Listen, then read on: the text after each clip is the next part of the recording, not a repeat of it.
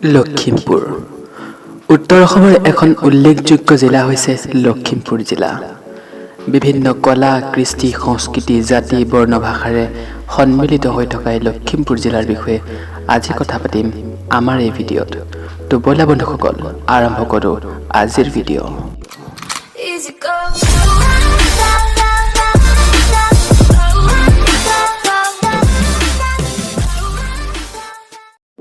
বন্ধুসকল, আখ্যান অনুসৰি লখিমপুৰ শব্দটো লক্ষী শব্দৰ পৰা উৎপত্তি হৈছে বুলি জনা যায়। লখিমপুৰ শব্দৰ অৰ্থ হৈছে ধন সম্পদৰে ভৰা নগৰ। বন্ধুসকল, বিভিন্ন ভাষা ভাষী জাতি জনগোষ্ঠীৰ লোকে বাস কৰা লখিমপুৰৰ চাৰিসীমা হৈছে পূব দিশত ঐতিহাসিক ধেমাজি, পশ্চিম দিশত উষাৰ ৰাজ্য শোণিতপুৰ, উত্তৰ দিশত পাহাৰীয়া ৰাজ্য অৰুণাচল প্ৰদেশ আৰু দক্ষিণ দিশত ব্ৰহ্মপুত্ৰ নদী আৰু বিশ্বৰ বৃহৎ নদীদ্বীপ মাজুলী। আৰু মাজতে আছে আমাৰ সোণসেৰীয়া লখিমপুৰ, সঁচাইকৈ মনোৰম লখিমপুৰ। সৰ্বমুঠ 4টা বিধানসভা সমষ্টি আৰু এটা লোকসভা সমষ্টিৰে লখিমপুৰ জিলাখনি গঠিত। বিধানসভা সমষ্টিকেইটা লখিমপুৰ, নাওবৈচা, বিহপুৰীয়া আৰু ঢকুৱাখানা।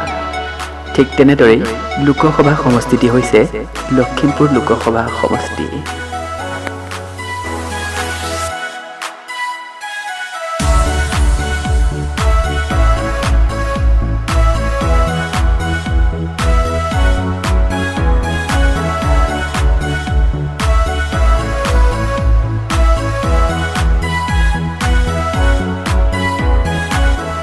বন্ধুসকল, জিলাখনৰ সৰহসংখ্যক মানুহে কৃষিৰ ওপৰত ভিত্তি কৰি জীৱন নিৰ্বাহ কৰে।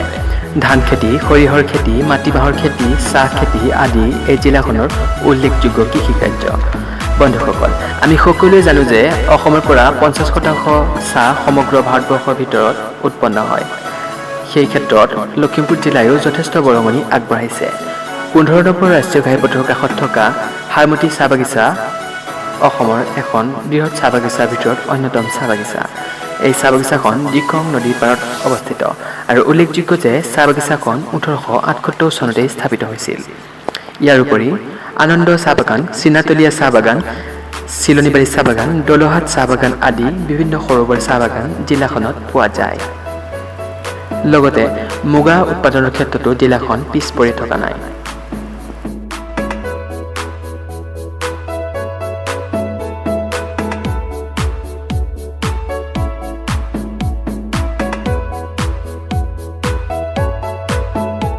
প্ৰাকৃতিক সৌন্দৰ্যৰ লগতে বিভিন্ন চৰাই চিৰিকটি আৰু জীৱ জন্তুৱে জিলাখন শুৱনি কৰি আছে। বৰদৈবাম বিলমুখ পক্ষী অভয়াৰণ্য, পাভ বন্যপ্ৰাণী অভয়াৰণ্য এই জিলাখনৰ উল্লেখযোগ্য বনাঞ্চল। বৰদৈবাম বিলমুখ পক্ষী অভয়াৰণ্যত সকলো সময়তে বিভিন্ন প্ৰজাতিৰ চৰাই দেখিবলৈ পোৱা যায় আৰু এইবোৰ চাবলৈ অসমৰ লগতে বহিৰাজ্যৰ পৰাও বিভিন্ন পৰ্যটকৰ আগমন ঘটে। জিলাখনৰ প্ৰধান নদীসমূহ হৈছে ঘূনাসুঁতি, সোৱণশিৰি, ৰঙানদী, ডিক্ৰং, শিঙৰা আৰু ব্ৰহ্মপুত্ৰ। এই নদীসমূহৰ লগতে বিভিন্ন সৰু বৰ নদীয়ে জিলাখনক এক প্ৰাকৃতিক সৌন্দৰ্যতা প্ৰদান কৰি আহিছে। বন্ধুসকল, বৰ্তমানলৈকে আমি লখিমপুৰ জিলাৰ কৃষিকাৰ্য, প্ৰাকৃতিক সৌন্দৰ্যতাৰ লগতে বিভিন্ন বিষয়ৰ ওপৰত আলোচনা কৰিলোঁ। আগলৈ আগবঢ়াৰ আগতে যদি এতিয়ালৈকে আপুনি মোৰ ভিডিঅ'টো লাইক কৰা নাই তেন্তে এটা লাইক কৰি দিব।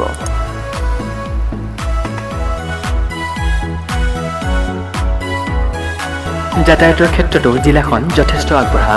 স্থল পৰিবহণৰ লগতে জল পৰিবহণ আৰু বিমান পৰিবহণৰ যোগেদিও জিলাখন অন্যান্য বহুত ঠাইৰ সৈতে সংযুক্ত হৈ আছে। জিলাখনত থকা একমাত্ৰ বিমানবন্দৰটোৰ নাম হৈছে লীলাবাৰী বিমানবন্দৰ। আৰু লগতে জনাই দিওঁ যে ৰেল পৰিবহণৰ দ্বাৰা জিলাখন একাধিক অন্য জিলাৰ সৈতে সংযুক্ত হৈ আছে। জিলাখনত থকা কেইটামান উল্লেখযোগ্য ৰেলৱে ষ্টেচন হৈছে Uttar Lakhimpur railway station, Lilabari railway station, Tantibahar railway station, Harmoti railway station, Kathalpukhuri railway station, Chilonibari railway station ইত্যাদি।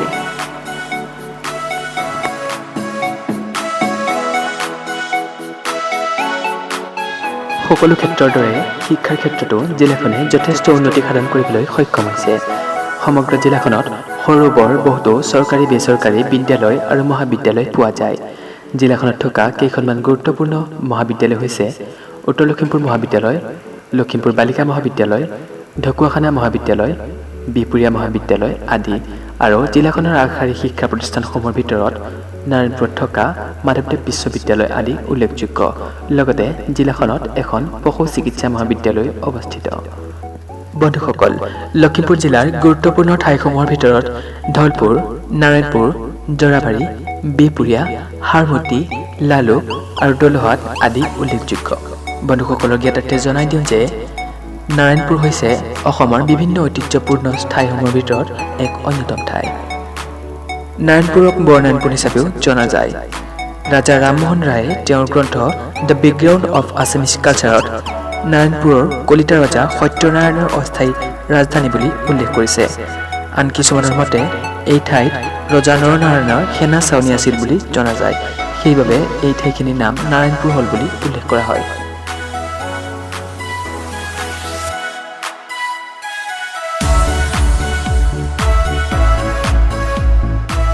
জিলাখনত থকা প্ৰধান পৰ্যটনস্থলীসমূহ হৈছে নাৰায়ণপুৰত অৱস্থিত মাধৱদেৱৰ জন্মস্থান, নাৰায়ণপুৰৰ পৰা পূব প্ৰান্তত অৱস্থিত মাহনুৱা দৌল আৰু ৰঙতি পুখুৰী, খামটি গাঁও আৰু বাপুচাং, বেলগুৰি সত্ৰ, জৰাবাৰীত অৱস্থিত নাৰায়ণপুৰত অৱস্থিত বজলা সত্ৰ, ফুলনি থান, নাৰায়ণপুৰত অৱস্থিত ৰাধা পুখুৰী, আহতগুৰি সত্ৰ, অনিৰুদ্ধদেৱৰ জন্মস্থান, বালিকুচি সত্ৰ, লখিমপুৰত অৱস্থিত পদুমণি আই থান, বাসুদেৱ থান, পঞ্চানন দেৱালয়, কেঁচাইঘাটী থান, দুৰ্গা মন্দিৰ আৰু গণেশ মন্দিৰ আদি উল্লেখযোগ্য।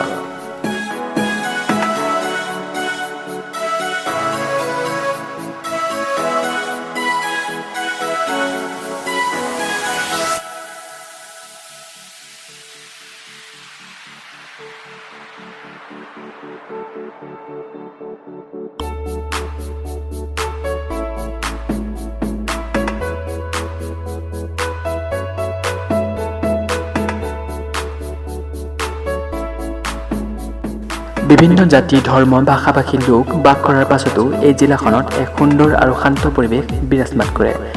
বাৰু, আমাৰ ভিডিঅ'টো আজি ইমানতেই সমাপ্ত কৰিব লাগিব। যদি ভিডিঅ'টো চাই অলপ হ'লেও ভাল পালে তেন্তে অনুগ্ৰহ কৰি ভিডিঅ'টো লাইক কৰি আমাক উৎসাহ বঢ়াব। আৰু আপোনাৰ যদি কিবা মতামত আছে তেন্তে কমেণ্ট বক্সত জনাই দিব।